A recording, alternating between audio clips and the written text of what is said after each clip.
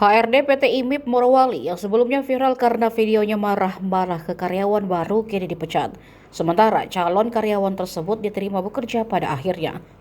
Video itu sempat jadi perbincangan netizen lantaran banyak yang menilai jika apa yang dilakukan sang HRD sudah tepat. Tapi bukan itu saja, ia juga rupanya mendapat hujatan di media sosial. Kini terungkap sosok HRD tersebut. Ia bernama Zen Isa Kresna. Kabar terbaru, Zen yang bekerja sebagai HRD di Morowali, Sulawesi Tengah ini diberhentikan dari pekerjaannya. Sedangkan si calon karyawan yang bernama Made Diana diterima. Terkait hal ini, Zen Isa Kresna menyampaikan permohonan maaf. Dia juga menyampaikan permohonan maaf kepada PT IMIP Morowali karena telah mencoreng nama baik perusahaan. Dalam videonya yang viral, Zen Isa Kresna membentak dan melontarkan kata-kata kasar kepada calon karyawan yang diketahui merokok di tangga kantor. Saat didapati Zen Isa Kresna, Made Diana pun langsung ditegur dan dikatai sampah. Made sampai berlutut memohon maaf agar diberi kesempatan kedua untuk bekerja di kawasan industri nikel itu.